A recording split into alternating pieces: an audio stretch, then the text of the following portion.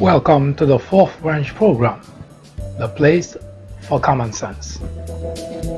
Today is day July 20th, 2019.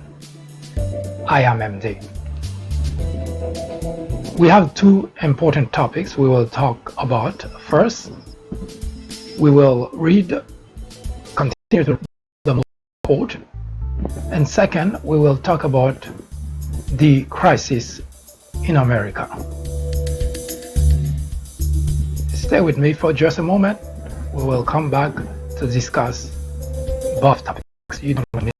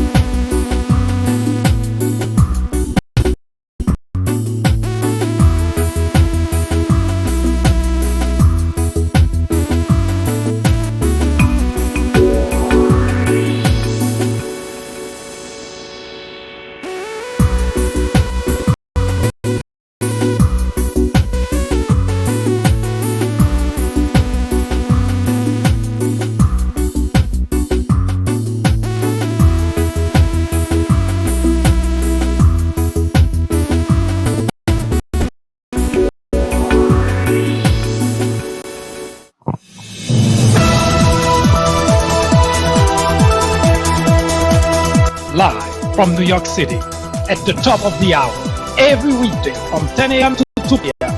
Fourth Branch presents discussions, debates, commentaries on social, political issues, current events, sports, entertainment, religion, education, science, and every Saturday at 10:30 a.m. for a full controversial issues such as abortion, homosexuality, war on blacks. Are Republicans dumber than Democrats? Information which might irritate you, make you cry, make you laugh, or will make you smarter. Join us every time. It is the right thing to do. It is the only way to keep your sanity in a world of chaos, hypocrisy, immorality, and deception. Welcome to Common Sense.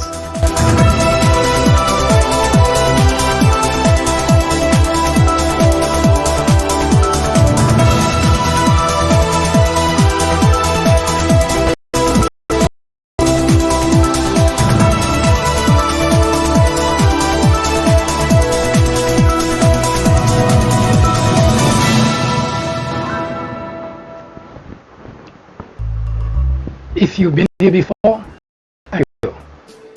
It makes the journey a little bit lighter, a tad more bearable. If you join us for the first time, once again, welcome to the Fourth Branch program, the place for common sense. The Fourth Branch program is not associated with any political party, and we at the Fourth Branch do not have any political agenda or aspiration.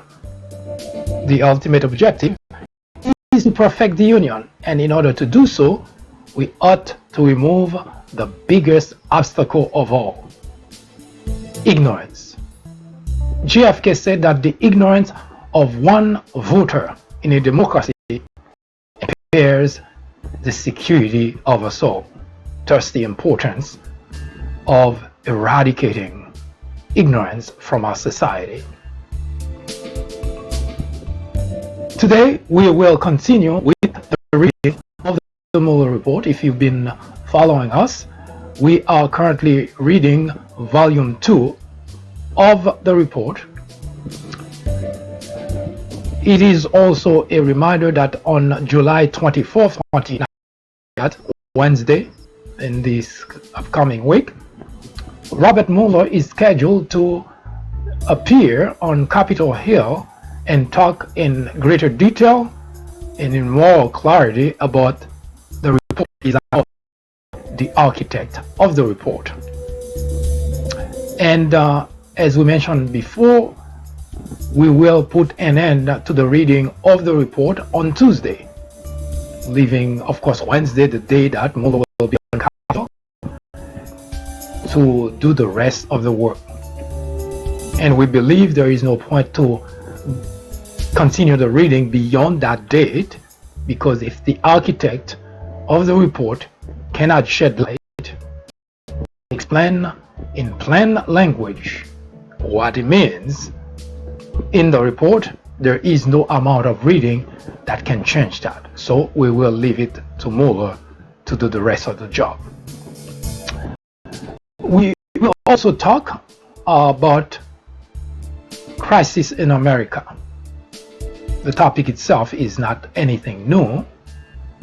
However, new development brought us to revisit the topic. It's about, of course, race relation in America. Now, you may recall, if you've been watching this program, that we started this conversation going as far back as during the period of slavery in order to establish a base, in order to provide a backdrop to the conversation about race relation in America. We did not end it. It was never completed. But with events in the world, in the country, moving at a rapid pace, we have diverted our attention a little bit to other matters. As you may know, there is a 2020 election coming to replace the individual in the Oval Office. And we did also digress in order to address that very topic, and vying for the nomination in the Democrat Party. Now, you may have heard that Tom Steyer, the gentleman who actually has been at the forefront of asking for the impeachment of Donald Trump, now threw his hat into the ring, also bidding for the office of the presidency. It's a topic we will, of course, bring back and revisit as soon as the development on the Mueller appearance on Capitol Hill ends, and most or all of us would have an opportunity to really walk and understand exactly what the report was all about. Just a side note, but relevant anyway. In Puerto Rico today, the past week, there have been protests, and it is in relation. Well, the gist of the protest in Puerto Rico is the fact that the residents there have been asking to remove the governor Rosselló. Now, you may recall Hurricane Maria. Well, yes, that hurricane. And more than 3,000 people lost their lives in the hurricane. And the whole island was completely disabled. The United States had to use the armed forces, Navy, in order to help to bring and other necessary life necessity of life to the Puerto Rican. You may also recall that the President of the United States mishandled the whole matter, and in fact he had a lot of criticism about the way that he referred to Puerto Rico as if it is a completely different country. Now, one important aspect of the situation is the fact that the governor, Rosselló, was very cozy with Donald Trump. Now, there is nothing wrong with that. Governor of one of the territory of the United States, trying to lobby the federal government in order to get funding for the place is normal. In fact, even right here in the mainland, that's exactly what happened. Whenever something happened any particular state, then the governor would try to lobby the federal government to get help. So there is absolutely nothing wrong with that. But what Rosselló did was actually typical of politicians in general, but mostly of, hold your heart, of Republicans in particular. Rosselló actually was the individual who passed to Donald Trump the number of people who may have been killed and the number was close to 34. That's the number he gave. Remember, he's the governor of the island, so give and take, the president of the United States, whether it's Trump or any other president, would somewhat rely on that individual to provide more or less something close to the type of damage that was done in that part of the country. So the president walked away and stood by the number when people on the ground clearly said that the damages were worse, way worse than what the governor said. Now, anyone can make mistake, but it so happened that now investigation revealed that there were more than 900 email and text exchange between the governor and different members of his administration there, and find out that all along that people were dying, people were struggling. And you may have recalled the mayor of Puerto Rico, of the one, actually was pretty critical of the response the island got from the Trump administration. And in the meantime, the governor was saying, no, things were not bad, things were just it's a hurricane, people will suffer, but it wasn't as bad. Well, it so happened that independent investigation proved that there were more than 3,000 people who actually died in the hurricane, not counting physical damage to the nation, not counting money loss, etc., etc. But now what angered the people of Puerto Rico today is the fact that those emails revealed that the governor at that time was having a fight with some of the people who actually knew what was going on, and was demanding that the governor did speak out and say and try to get a little, and of course with other people who supported him no matter what he was doing. Now those emails reveal that the governor knew all along the damages that the hurricane did to the island, and to cover that up, maybe for his own self-interest, maybe trying to get a job in the Trump administration. Whatever the case was, those emails are very damaging, and now the people of Puerto Rico are asking for the governor to resign. Now, a protest sometime and nothing happened. But in Puerto Rico, contrary to here in Washington, something else is happening. Already a committee for his impeachment is already on the way. See, maybe Puerto Rico can teach the people in Washington how to hold your government accountable for wrongdoing. We'll be right back.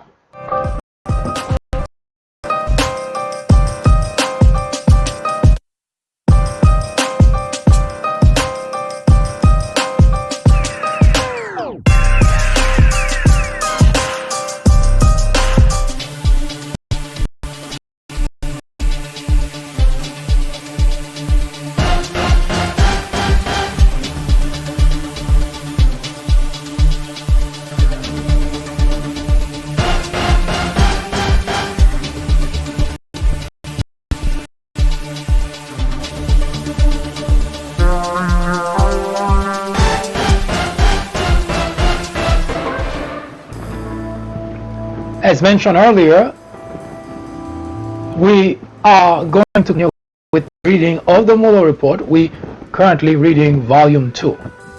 Keep in mind that on July 24th, 2019, that's this upcoming week on Wednesday, Robert Mueller will be on Capitol Hill to have the detail of the report and to talk in plain English as to what the report says. Now, for those of you who have not paid much attention to what's going on May 17, 2017, Robert Mueller was appointed special counsel, and his mandate was to investigate interference in the 2016 presidential election by a foreign government, Russia in particular.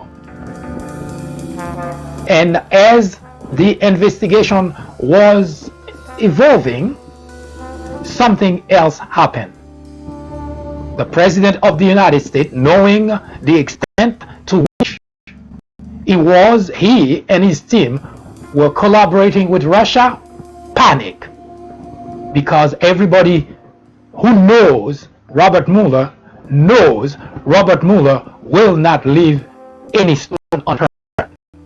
And what that meant for the President of the United States, that it would be revealed that he collaborated with a foreign government, Russia. As such, since day one, the President of the United States tried to delegitimize, to smear, to end, to derail the investigation, but he went even further. He committed obstruction of justice. As such, Mueller mandate became two mandates. One, to investigate the interference of a foreign government in our election, and two, to investigate the obstruction of justice by the President of the United States. Volume 2 is about that. We are going to read at this point a section of Volume 2 in the report that clearly shows you the President of the United States really trying very hard to hide what he had done. But before I do that, I want you to pause and think about what that means. For those who've been out there defending Donald Trump as if he has done nothing wrong, as he's always said, I want you to pause for a moment and ask yourself a very simple question.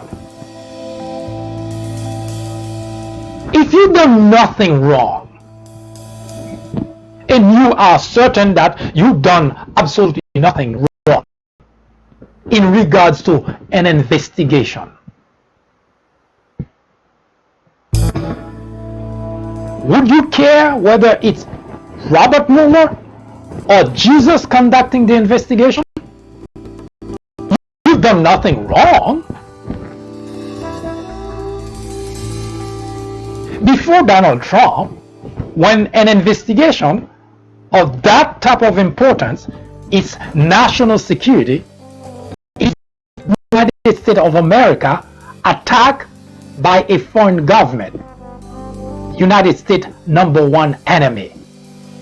Now, if you were to be a patriot, that's something that doesn't require for anybody to convince you that this is not just important, it's urgent, it's critical that the whole United States of America stand behind that investigator to find everything possible that that enemy has done to the country. That is if you are a patriot. Now, instead of that happening, the very individual, the President of the United States, who on January 20th, 2017, took an oath to protect our country from all enemies, is the exact same individual who tried everything humanly possible to prevent the investigation from going forward. How stupid can anyone be for you to be able to that conclusion that that president is not for the country. How stupid can you possibly be? Because first, ask yourself the question, if he's not afraid of anything, afraid that something will show that he's guilty of collaborating with the enemy, why would the President of the United States not provide all the resources necessary for the investigator to find out that he has done something wrong, and now we're going to go to the enemy and we're going to say, if you ever done that again, here's what's going to happen. And as you know, for the past 2 years that Robert Mueller was conducting investigation, that's not what happened. But you know what's even more sad? It wasn't just the constituents who were out of ignorance supporting a criminal, a traitor at that, against the United States. The very people in the legislative body, the Republicans, also were all in on impeding the investigation. You have people like Jim Jordan, Devin Nunes, Mark Meadow, Trey Gowdy. You know, the individual was at the helm of investigating the Benghazi attack. Something he has done for at least a good 4 to 5 years. The Benghazi attack was so bad, it was so corrupt that he had to spend the rest of his political career investigating it. And yet he was one of the people trying to impede the investigation to a foreign enemy interfering in the 2016 presidential election.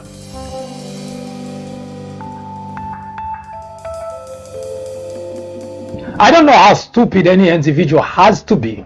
You don't have to be a patriot as much. If you love the country as Republicans always claim to, that should not be a difficult decision to make.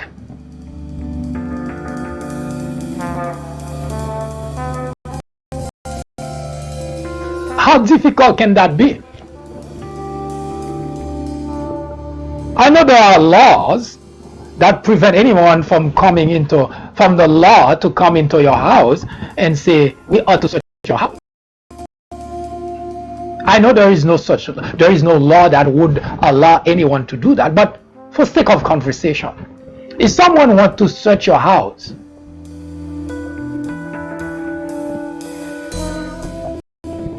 let's assume for sake of conversation at this point, there is no such law. Any law enforcement, because they suspect something is wrong or someone say something is wrong, they come to search your house.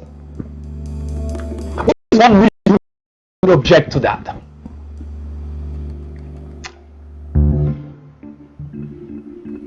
Now let me make it a little bit more specific for you. Let's say the neighbor next door say, you're doing drugs, you're selling drugs, you're dealing drugs, you're selling weapons, you're involved in money laundering. Let's say it's one of those things. You got a knock in the door and law enforcement ought to search your house. What would be one reason that would make it a problem for you for that to happen? No, you don't have to have a bachelor degree. You don't have to have a master degree to answer that question. You don't have to even have to have gone to college to answer that question. One simple reason that you would say you would resist the idea of law enforcement coming and search your house.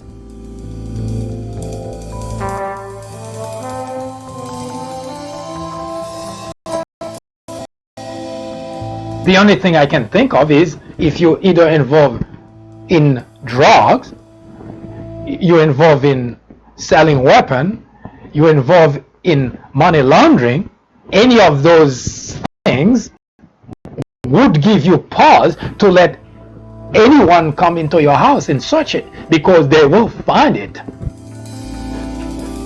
But if you're not involved in any of that, would you care? Oh, of course, your house could be a mess. You don't want people to see that, but that's besides the point.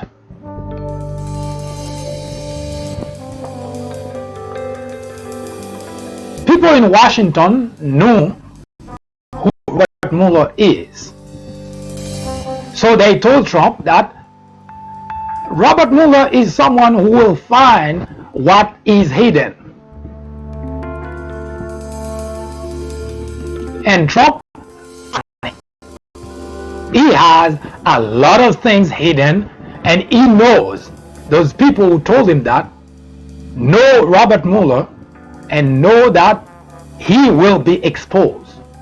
So he did everything he could to put an end to the investigation.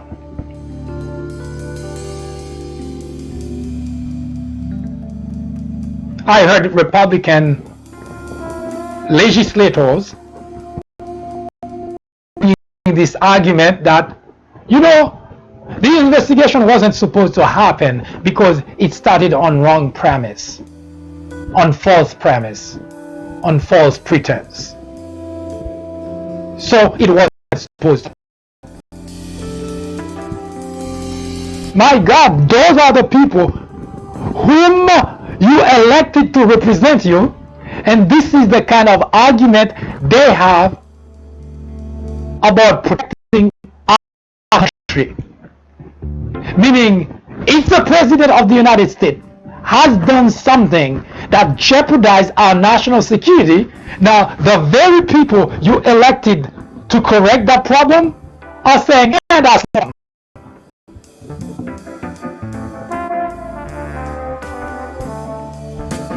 And their arguments say that, it doesn't matter because it was on false premise, on false pretense. Means no matter what crime the president committed, it just doesn't matter. Picture that's the way the rest of us were dealt with by the Department of Justice.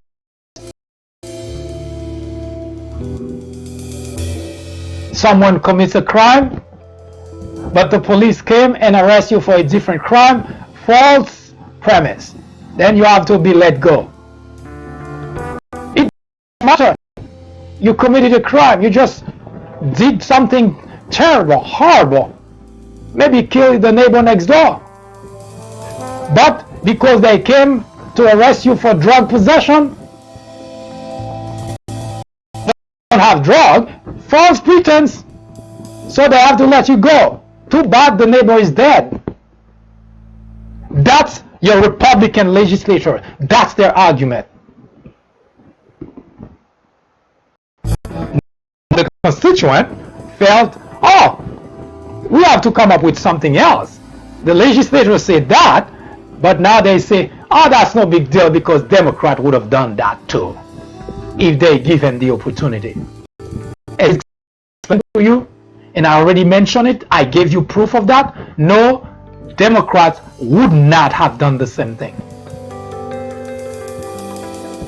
In 3 separate occasions, Democrat candidates for president of the state were approached by Russia. Yes, the same Russia that Donald Trump was in bed with, or he still is, were approached by Russia. And on 3 occasions, Democrats say thanks, but no thanks. No, the argument is wrong. First of all, it's wrong for anyone vying for the presidency of the United States to be in bed with government. That's already wrong. And no, Democrats would not have accepted that help. They already proven that more than 3 times. The 4th time was local, was domestic. Our fellow Republicans. Democrats are patriots when it comes to our Constitution, to the national security. Democrats don't take a bullhorn and say they're patriot. They live patriot. They act as patriot. They are patriot. They don't have to say that. They act and live as patriot. My fellow Republicans always have a bullhorn claiming they are patriot. But every opportunity they have to prove that, they throw it away and they go the opposite way. So as it stands today, the individual who sits in the office is a bona fide criminal. Not an opinion by me, not an opinion by the damn liberals, but a fact. Donald Trump is a criminal. And the only reason he's not indicted is because the Department of Justice, DOJ, is ruling against indicting a sitting president. That's the only reason Donald Trump sits in the Oval Office as if he's done nothing wrong. Now picture that. The individual you supported and you continue to defend is a criminal. Yes, he's co-conspirator sitting in jail because of a crime they both committed together.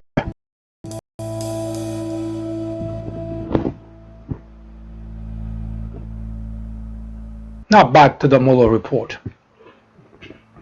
On February 22nd, 2017, Priebus and Bannon told McFarlane that the president wanted her to resign as Deputy National Security Advisor, but they suggested to her that the administration could make her the ambassador to Singapore. Do you see a bribe coming?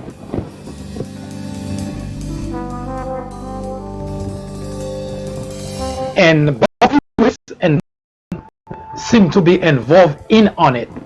We want you to resign. What's the reason? So far, we have not seen anything yet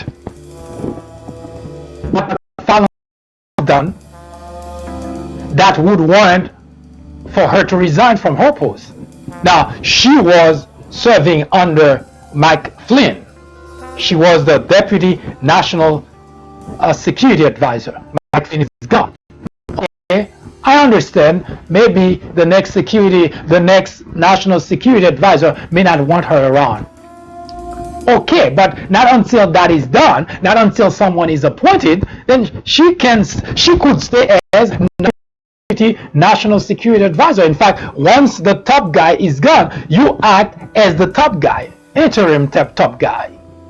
But Priebus and Bannon went to McFarlane and say, we want you to resign. But also suggested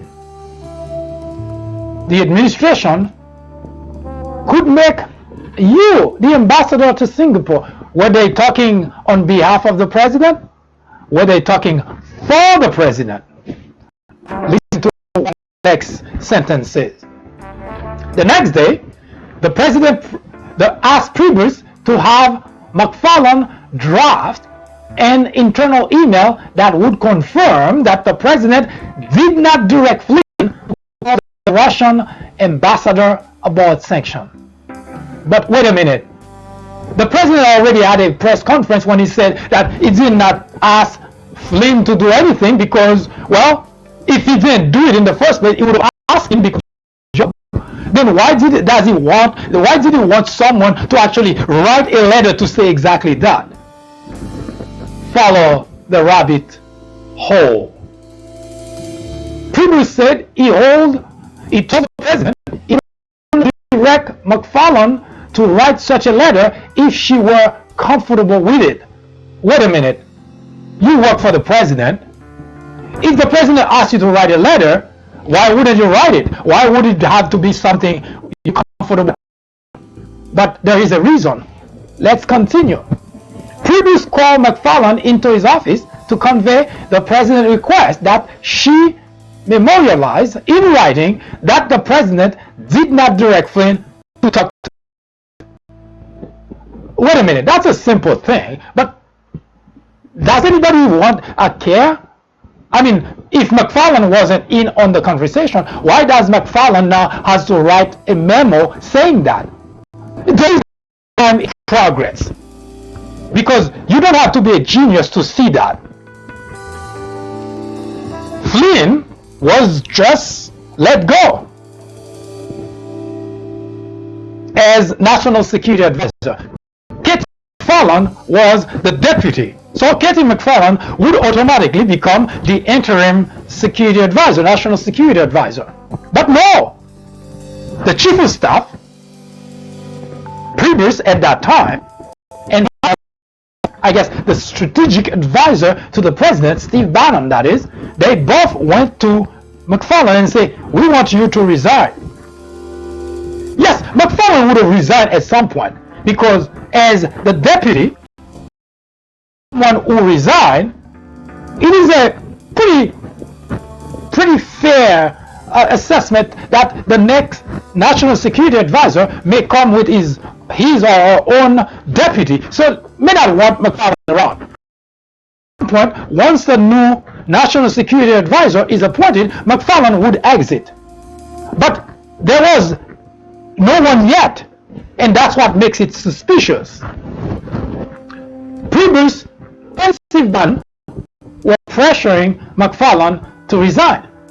But let's assume for sake of argument that was just that, because they're going to appoint someone as national security advisor. They want McFarland to clear the air, to clear the office, to clear the way. That happened automatically. It's not something you have to force the person to do. Once the deputy, the security advisor is gone, once a new security advisor is appointed, the deputy would just walk away, move away, give his or her resignation. But no, something happened. The chief of staff and the strategic advisor to the president went directly to McFarland and said, we want to resign. But don't worry, we can appoint you ambassador to Singapore.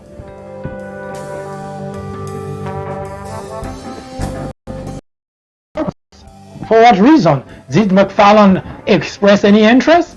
We don't know, but we're following those people to the rabbit hole. So after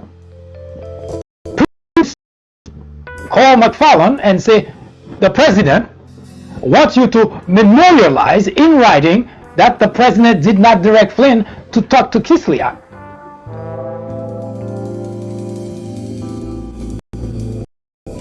Now, there is something,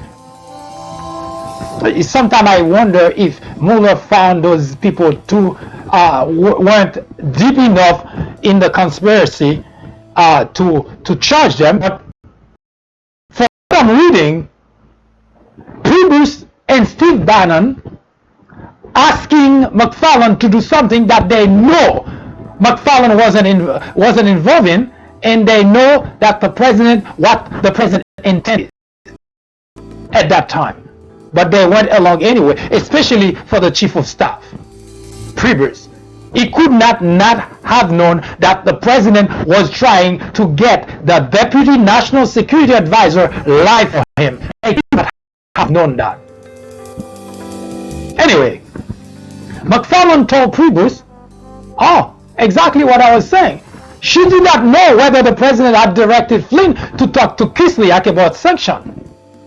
Well, she did not. And of course, Priebus and Steve Bannon knew that too. So McFarland said, I did not know whether the president directed Flynn or not to talk to Kislyak about sanction. So I'm not doing it.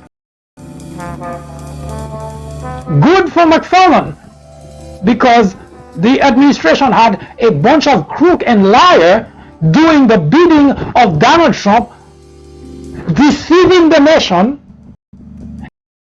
Cover up. So I say, good for Kitsy McFarland to have stood her ground instead of accepting an ambassadorship by selling her soul. She said, no, I'm going to do it. So Priebus understood that McFarland was not comfortable with the president's request, and he recommended that she talk to attorneys in the White House counsel's office. Good for McFarland. At least we know that there was someone who had some integrity, who would not sell her soul to Trump administration. McFarland then reached out to Eisenberg of the attorney in the White House as White House counsel.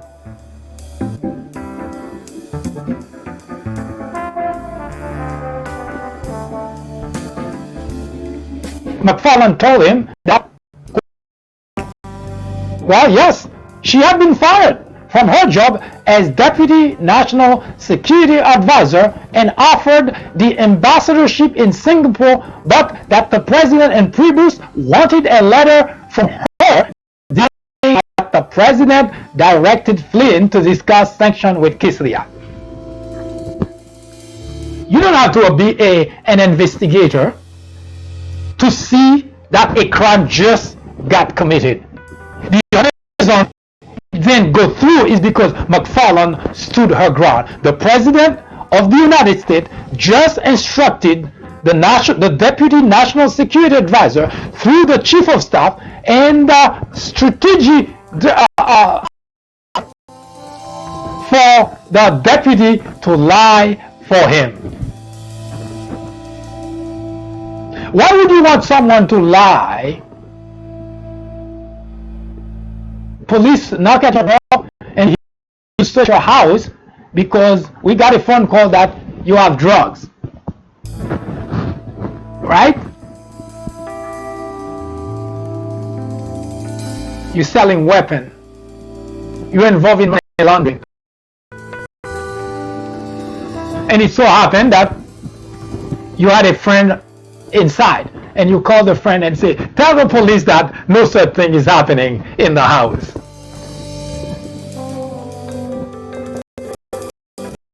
The friend just got there, doesn't know if you're involved in those things, but you want your friend to say that to the police. Of course the friend declined because the friend doesn't know anything about those things that you're being accused of. Eisenberg advised McFarland not to write the requested letter. So Eisenberg must have also had some integrity. As documented by McFarland in a contemporaneous, quote, memorandum for the record, end of quote, that she wrote because she was concerned by the president's request. Quote, I thought the requested email and letter would be a bad idea from my side because the email would be awkward. Why would I be emailing Priebus to make a statement for the record? Oh, exactly the kind of argument I was making. But it would also be a bad idea for the president because it looked like as if my ambassadorial appointment was in some way a quid pro quo. End of quote. Exactly.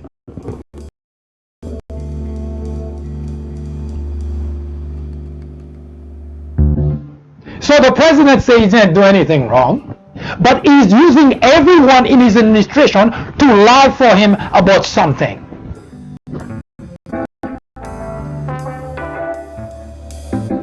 Do you know what people who commit crimes usually do next?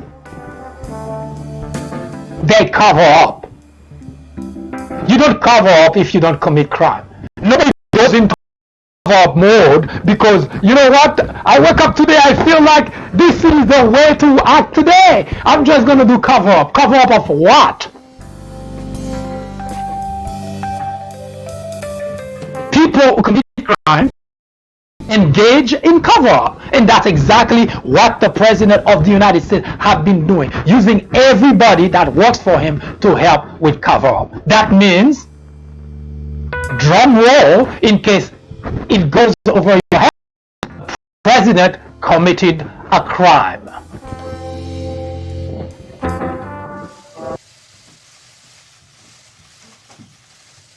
The order appointing me special counsel authorized us to investigate actions that obstruct the investigation. And we conducted that investigation, and we kept the office of the acting attorney general apprised of the progress of our work. And as set forth in the report, after that investigation, we had confidence that the president clearly did not commit a crime, we would have said so.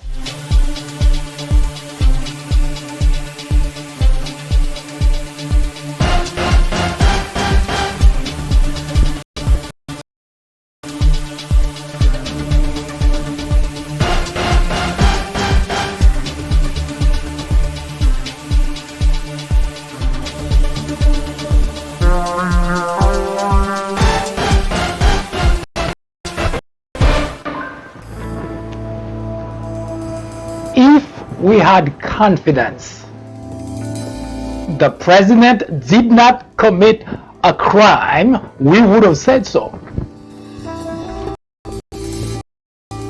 Now, if you want to make an argument for the president that you okay with criminals, that's your argument, and that's fine. Of course, that tells me exactly who you are as well, but that's fine. But you cannot make an argument that the president did not commit a crime. That argument you don't have.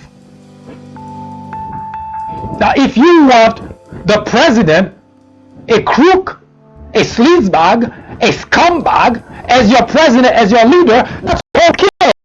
You feel that's okay. But don't make argument that the president did not do anything wrong. The president of the United States committed crimes, not a crime, crimes. So yes, the leader of the Republican Party is a criminal. Period. There is no argument there. It is not somebody's idea. It is not an assumption. It is not a speculation. It's fact. The president of the United States, Donald J. Trump, is a criminal. Had it not been for the DOJ ruling guideline that says you cannot indict a sitting president, that individual in Oval Office today would have been indicted as like any other criminal that you've seen being dragged in handcuffs on TV. He is a criminal. That's the individual you're supporting. That's the individual you feel that you would want to continue to run the country. A criminal. What does that say about you, the supporter? What does that say about you? And as I always ask any of my fellow Republicans that's asking about the great job Donald Trump is doing, as a role model for your children, your grandchildren? Of course not, you would not. You would not want your grandchildren to have a criminal as a role model. Would you? Well, then again, maybe I'm speaking out of turn. Maybe you would.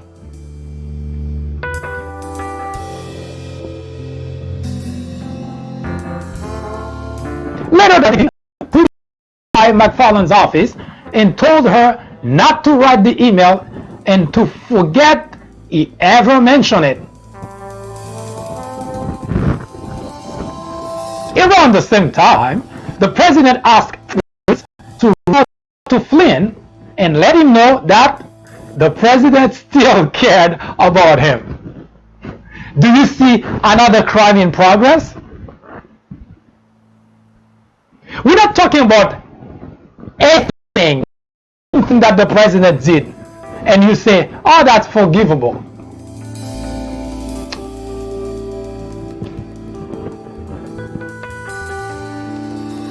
Priebus called Flynn and said that he was checking in, was an American hero. Priebus thought the president did not want Flynn saying bad things about him. See?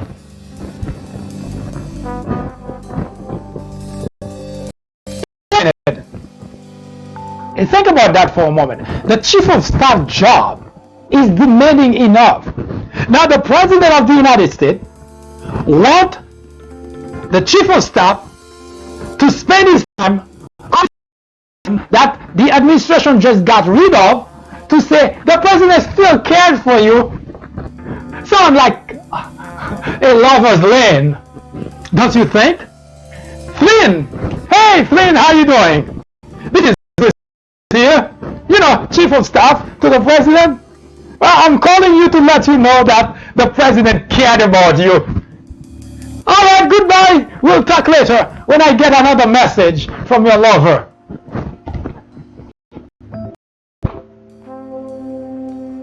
Freaking amazing, isn't it?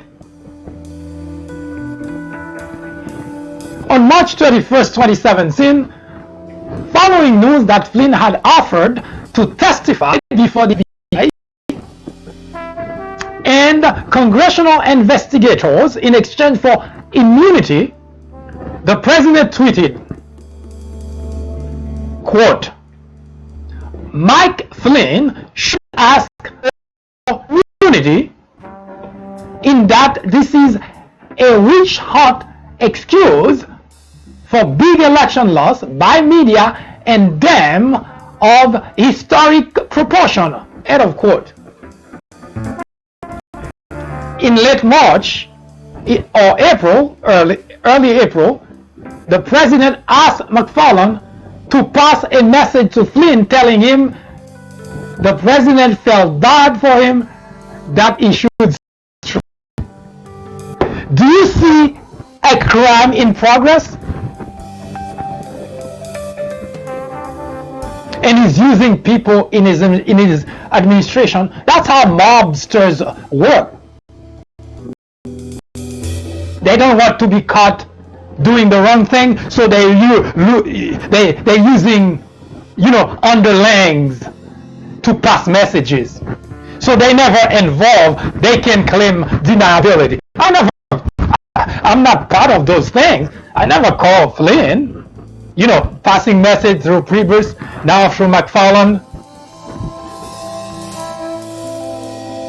The same president that says Flynn should ask for immunity is the same president that were bashing, you may not recall, but that were bashing Hillary Clinton when the investigation was happening, that people were suggesting she should ask for immunity under the Obama administration. And Donald Trump said, I'm paraphrasing here because I don't remember the exact quote, unless you did something wrong, you should be looking for immunity. Yes, the same Donald Trump that just a couple of years ago, prior rather, was saying that if you ask for immunity, you must have done something wrong. And now he's the same one asking or suggesting that Flynn ask for immunity.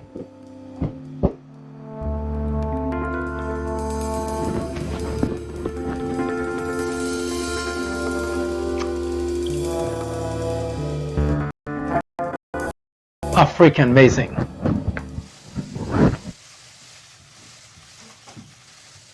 The order appointing me special counsel authorized us to investigate actions that could obstruct the investigation. We did that investigation, and we kept the office of the acting attorney general apprised of the progress of our work. And as set forth in the report, after that investigation, if we had had confidence that the president clearly did not commit a crime, we would have said so.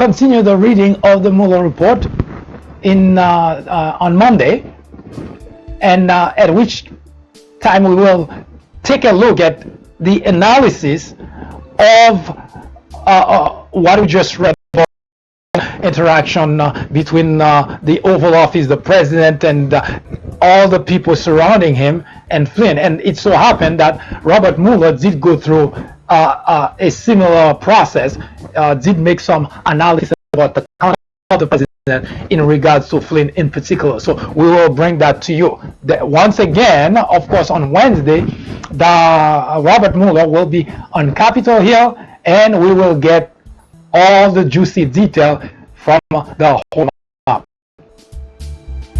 Now let's talk a little bit about the crisis in the country. A few days ago,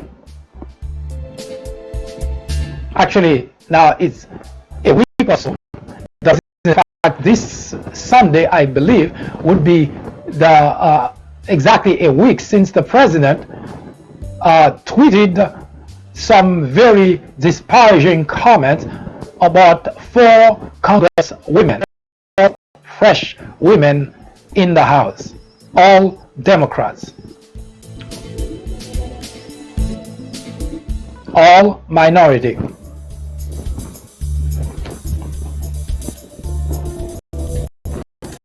Of which is, well, those congresswomen, they're very vocal. We already know that.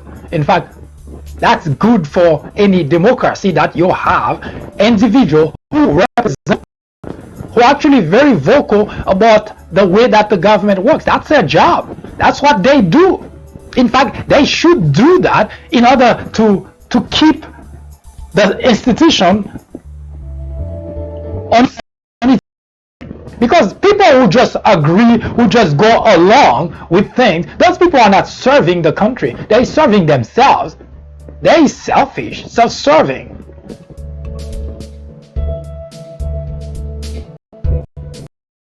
You don't have to agree with anyone in order for you to see the good it is for a democracy. Now, not every idea will go through. We have had that for 200 plus years, where you have people who come with extreme ideas, debated in the public arena for some time, and then go away. But it is good for democracy. I remember in 2015 when Donald Trump, June of 2015, when Donald Trump, when news came out that Donald Trump was going to make announcement about his candidacy for the United States, I personally was happy. And the reason I was is because I know it is good for any democracy to have a lot of voices, however good or bad, because it's always good to have different groups of people having different opinions, different stance on something or anything, presenting it to the constituent so that we can look at those things, analyze them, legislators, and get them to do things that's good for the country. There's nothing wrong with that. Now, when you hear people like watch folks bashing those individuals, and you go along, yeah, you're not doing anything good for the country. In fact, you also helping destroy the democracy that we live in, because those voices are necessary for the advancement of the democracy in a system of government. Now, Donald Trump disparaged those women, and the tweets that he sent out was clearly, openly, blatantly racist.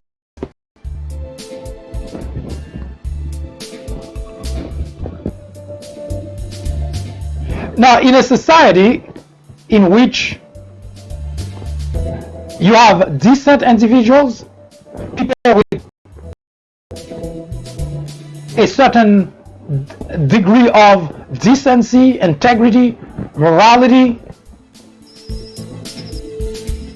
you would have most of the people in the country condemning the president saying what he said, for tweeting what he tweeted.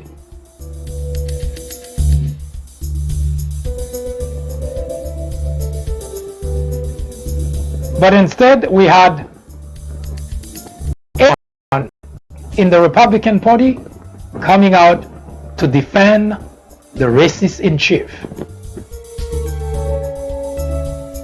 Now, there is nothing wrong, there is nothing new about Donald Trump being a racist. Always pointed out here, his campaign used racism as platform. The first, during his announcement, the big takeaway was he accused Mexico of sending rapists and criminals here in the United States. That was his platform. Now, we know that the way that you get rid of evil behavior, language, is by squashing it, by making certain that the owner of these actions or those words suffer a price for it. In other words, punished. A good example is if you have kids, you're raising small children, and we've seen that plenty of time. If you see a child, whether it's on the train, on the bus, at the supermarket, meaning outside the home, the way that that child interact with his or her parent has a lot to do with what's going on at home.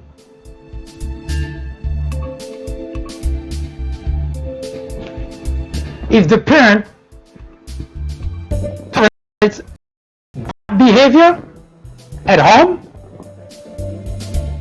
those parents cannot expect when they are on the street or out for the child to suddenly behave.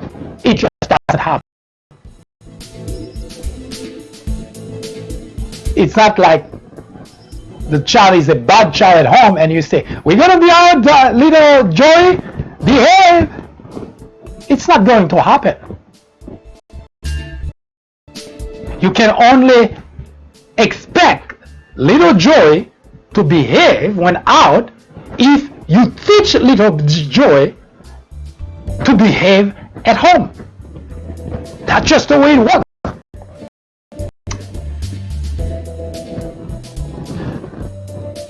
So Donald Trump started his bid for the presidency of the United States on the premise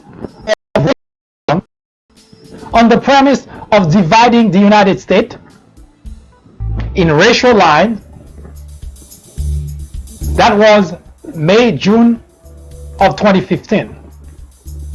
In November of 2016, Donald became president of the United States. Now you can slice it, dice it, whichever way you want.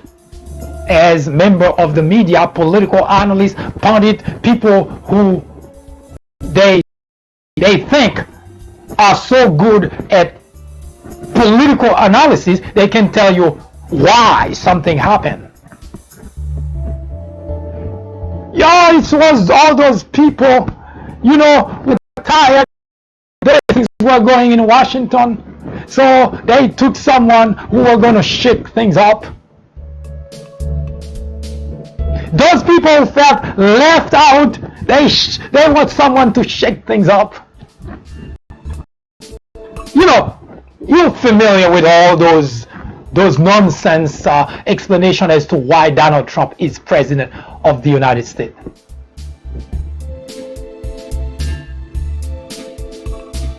Donald Trump is president of the United States because most Republicans are racist.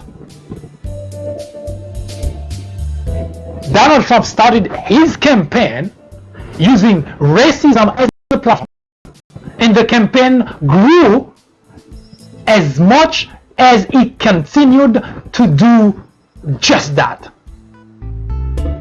Oh, you heard correctly. In fact, the more Donald Trump insulted members of the minority group, the larger his rallies became, the raunchier. In other words, we can easily make the connection between disparaging minority and the increase in size and support of Donald Trump during the election. You can bring all kinds of about people being discarded, people being left out, and so on and so forth. For 200 plus years, things have always been that way.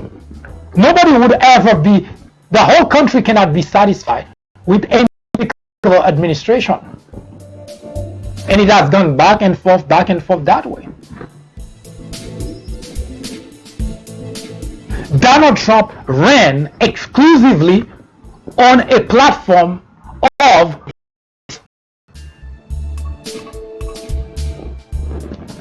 he didn't have anything to offer. We know Donald Trump has always been a liar. He lied to those people over and over during the 2016 presidential.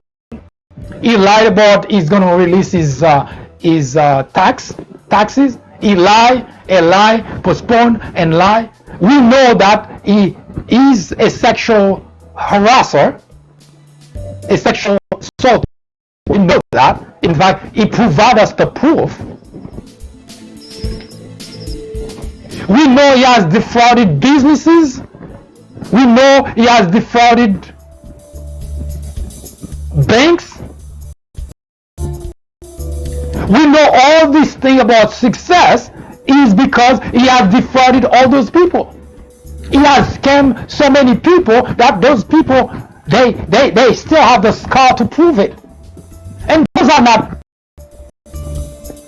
opinions of an individual. Those are facts. They have court records to prove them.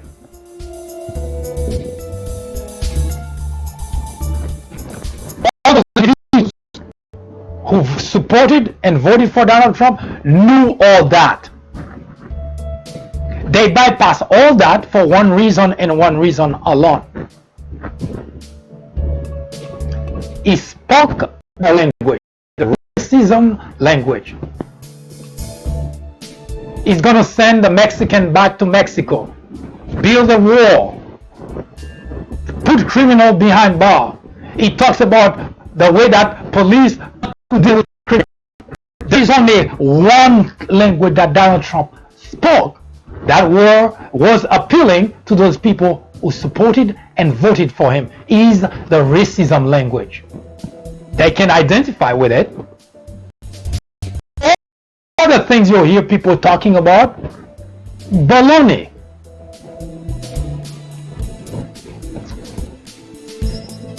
Before Donald Trump, I wrote many times that the Republican Party is a haven of racists and a haven for racists. Of course, every time I publish an article to that effect, I always get a number of things. This and that and the other. Yes, we know that there are some Republicans who are racist, but the majorities are not.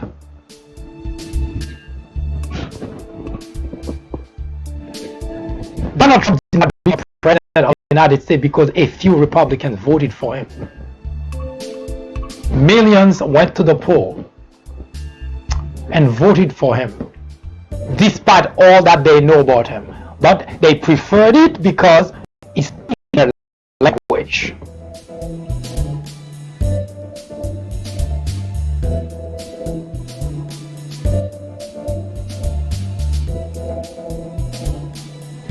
You may not remember, because it's been under Donald Trump, a day sounds more like a million years. because so many things happen in one day. So you would be forgiven if you don't remember. During the 2016 presidential election, there was a small group, very small group of Republican legislators who believed that the country at that position, that Donald Trump was in bed with Russia. Keep that in mind. We didn't even have that information yet.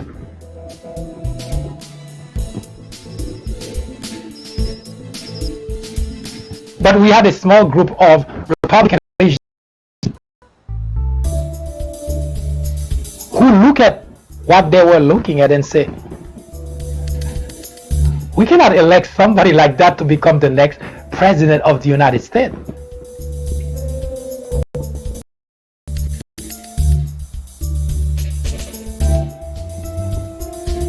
And some of them have their voice on record for speaking out by saying that this is not acceptable.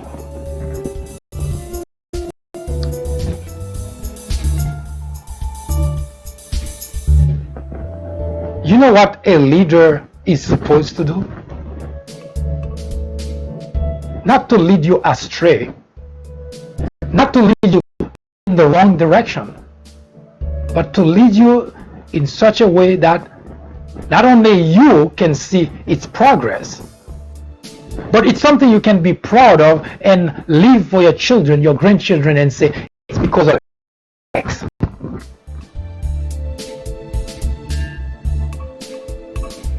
Look in the mirror, fellow Republicans, and tell me whether you're able to say that about Donald Trump today, tomorrow, or any time at all.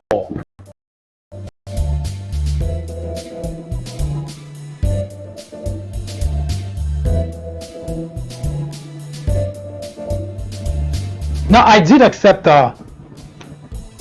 although I didn't buy it, I accept that, you know, Donald Trump was just speaking a campaign language, but as soon as he became president, things will be very different. Is it?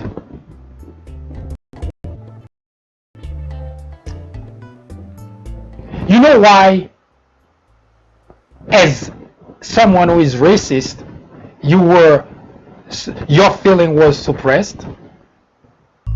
If you are fellow Republicans and you voted for Donald Trump and you continue to support him, notice end to it, because as I mentioned, acknowledge that there could be people who may have voted for Donald Trump and thinking that he probably will change once he becomes president.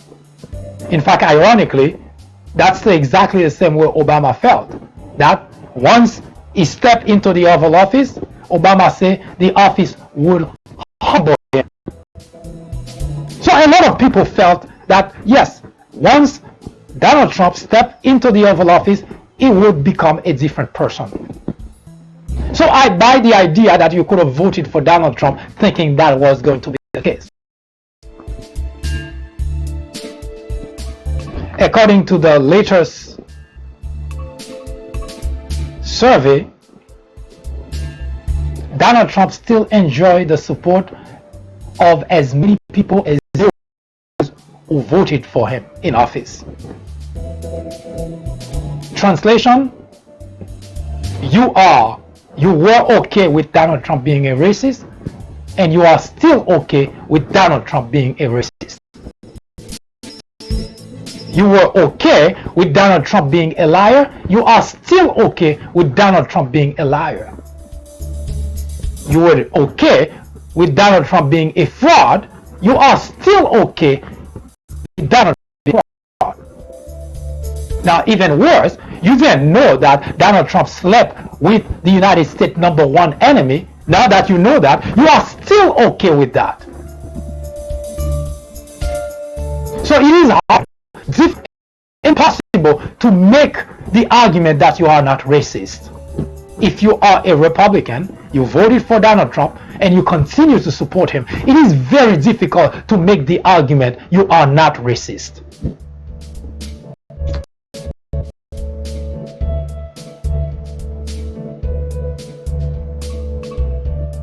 so far, none of you has condemned Donald Trump.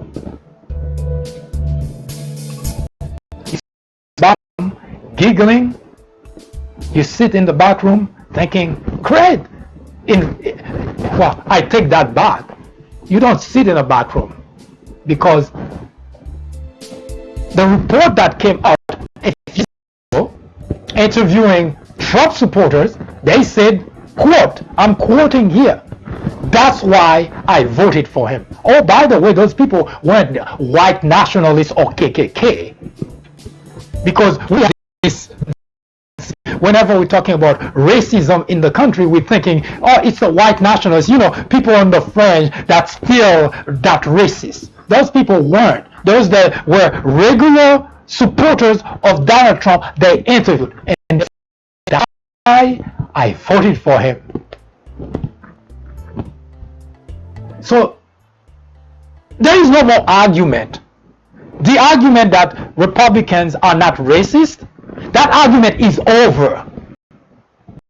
Most Republicans are racist. Now, why the emphasis on that? And by most, I don't mean the constituent alone. The legislators are worse.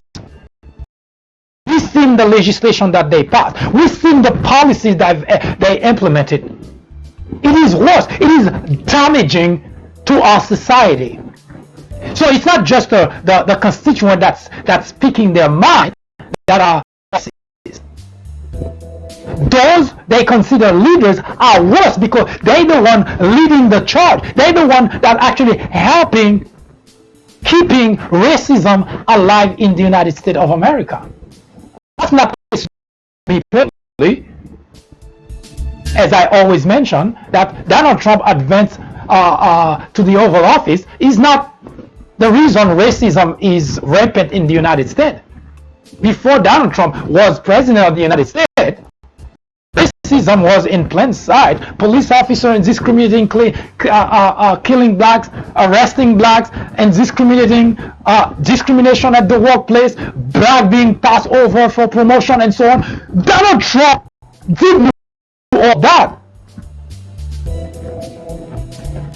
Discrimination, racism has been rampant in the United States. Donald Trump happened to be a big mouth that exposes it, but worse, makes it for the racists to come out and say, that's why I voted for him. Now, if anything, you ought to be grateful to Donald Trump. I'm talking about the rest of the country.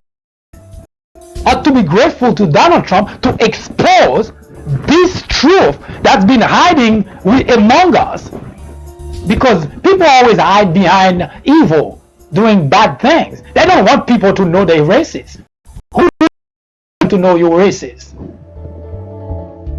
So they were hiding behind that, behind suppressing that feeling of racism, and then suddenly Donald Trump came and said, okay, but Donald Trump didn't make any of those people racist.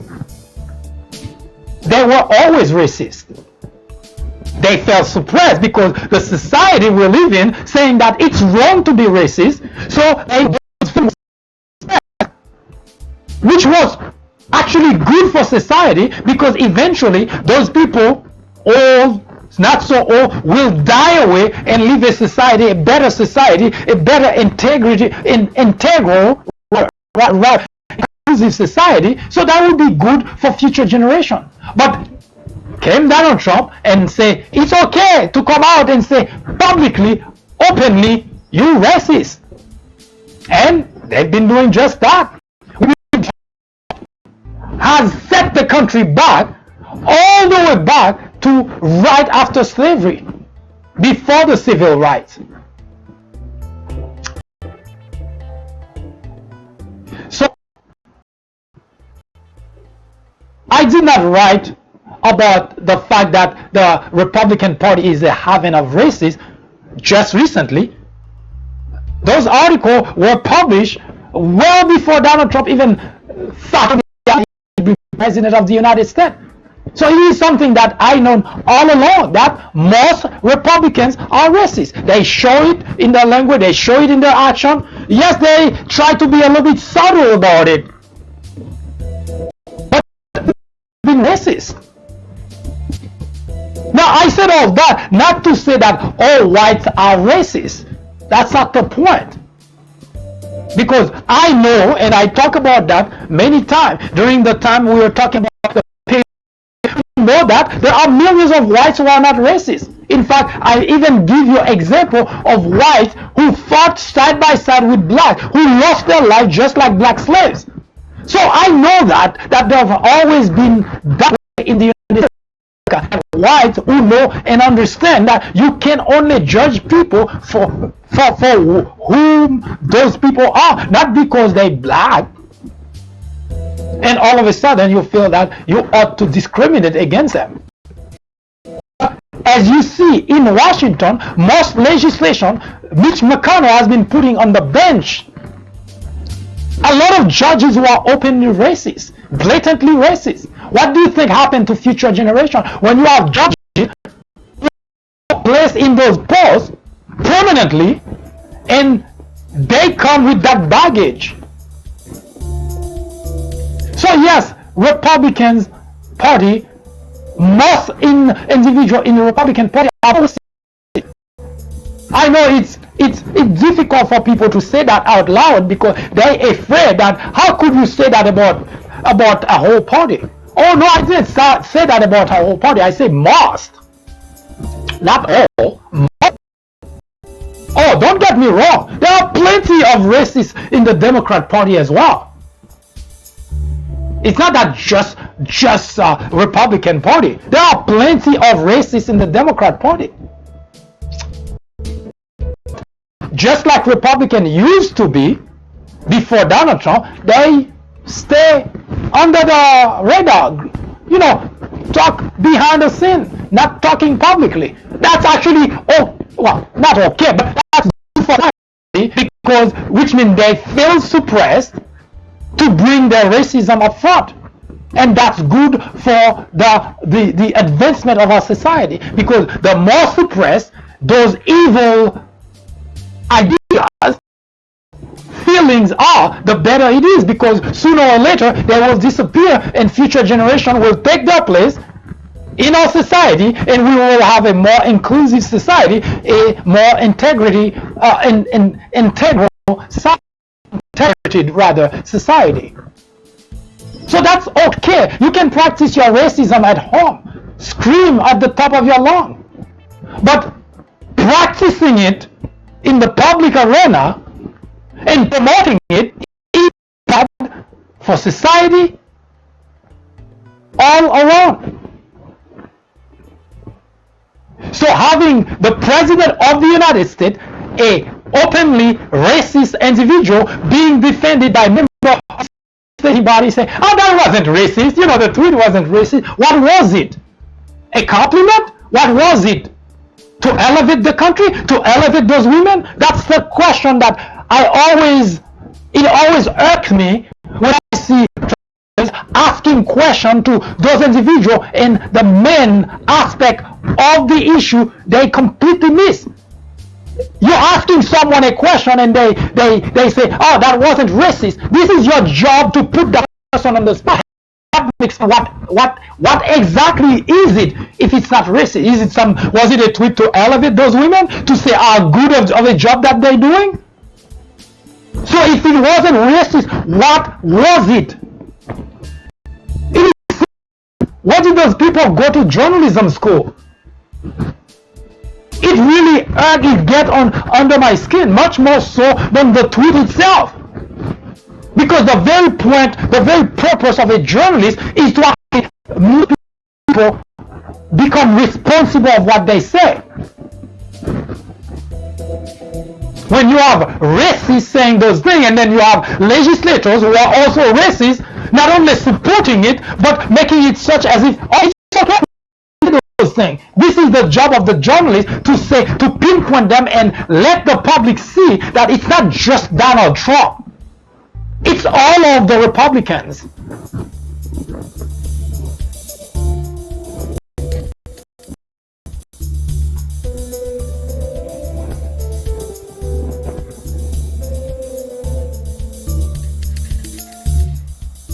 is mind-boggling to me. In the 21st century, I always laugh at blacks in general whenever they say there's been a lot of progress done in race relation in America. I say that too sometimes. I always make sure that I point to something else. Relatively speaking, that is a big difference. Relatively speaking, you can say yes, there's a lot of progress. But when you put things in context, we're not anywhere close, anywhere further away from slavery than today in the 1960s.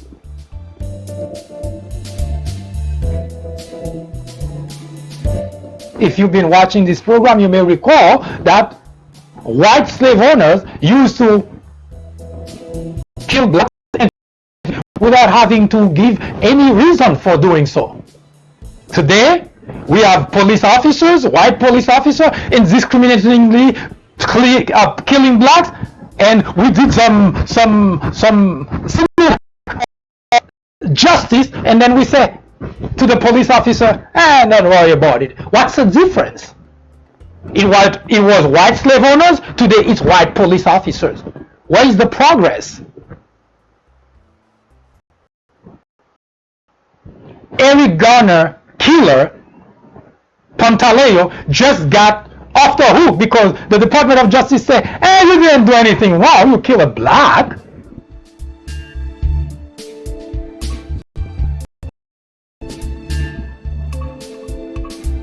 So yes, there has not been that much progress. White racism then, during slavery, not having to any account for the heinous crime they committed on blacks, on black slaves then, white police officers don't have to give any account for and discriminating blacks.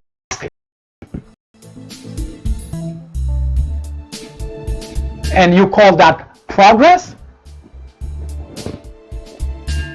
Is it because you don't see the chains in blacks' feet anymore? Why you call it progress?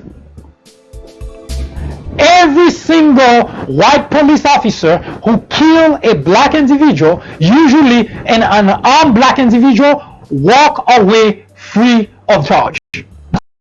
Them. And you call that progress?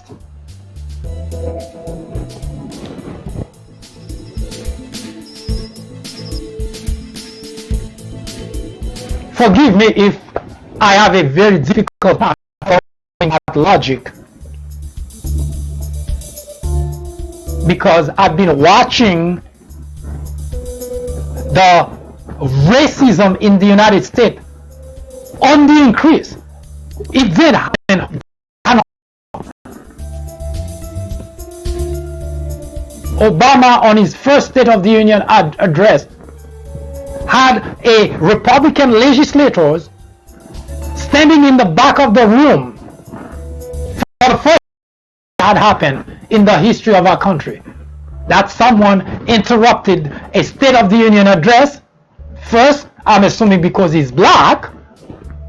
What else? Never happened before. And scream, you. Yes, racism is not brought in by Donald Trump. The Republican Party has always been a haven of racists. And it continued to manifest itself, and Donald Trump took advantage of that. He's a very street smart guy. That's the way he managed to con most people. That's the way he managed bankruptcy many times, because every time he declared bankruptcy, he gave them some kind of information, or at least deceiving information for them to think, I see, and get more loan. He's a very street smart guy. So he could capitalize on those things.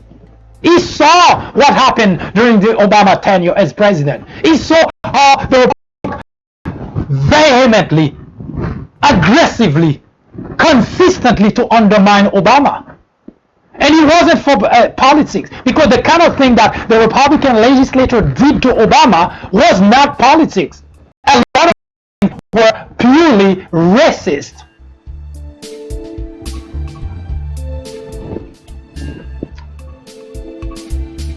Mitch McConnell, whom people are trying to defend because he married an Asian, no, he's not racist. Sometimes I wonder whether those people even listen to what they're saying. He's a racist individual. Mitch McConnell is racist. He tried everything he can to appoint a racist judge to the benches. What kind of non-racist would do that?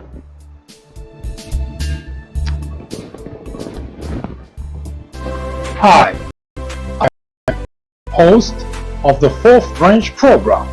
War on Blacks is a topic added to the Fourth Branch programming in order to discuss the intricacies, the complexities of race relations in America. The goal is threefold. 1. To bring attention to the various forms of prejudice, discrimination, and racism in the country. 2. To expose the presence of such in every aspect of life and every corner of our society. 3. To extricate us all from the ignorance, the indifference, or the complicity.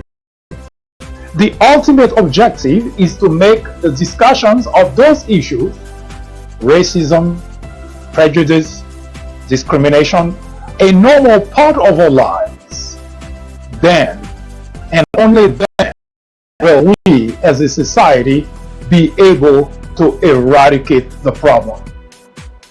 Martin Luther King Jr. said, "Nothing in all the world is more dangerous than sincere ignorance and conscious stupidity."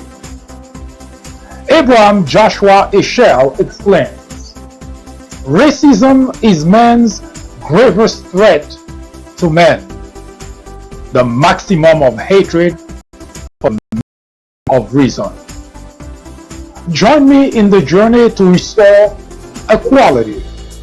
Or would you please get out of the way? Thank you.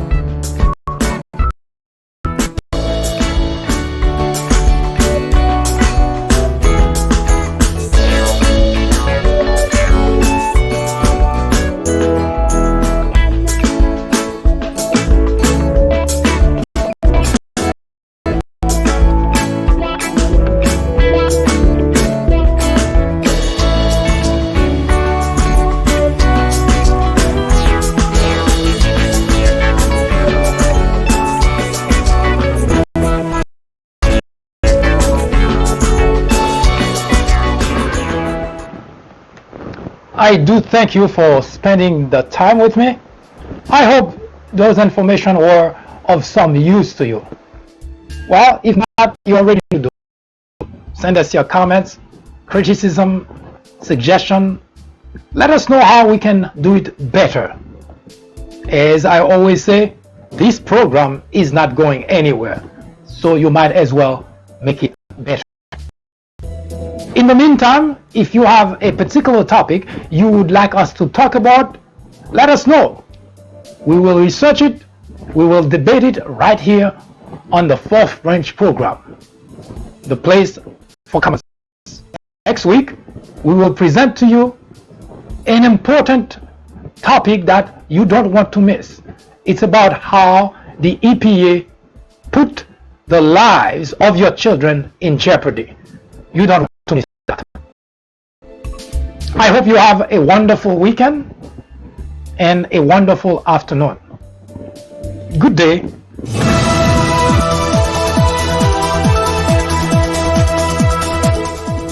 That was an update the prism of common sense. Join us again next week.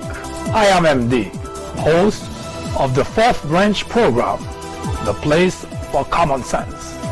Send us comments, criticism, suggestions, or simply let us know. Thank you for watching. Have a wonderful weekend. See you soon.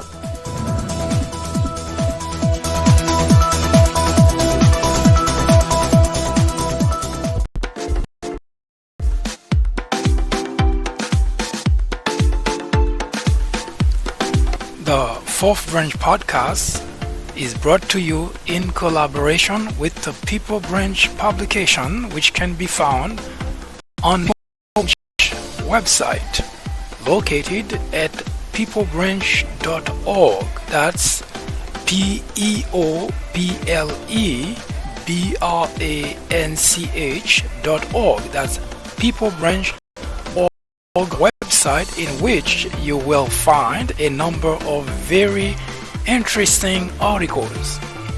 My name is Mike Duchesne, MD for short. I hope you have a great afternoon or a great evening, whichever it happens to be.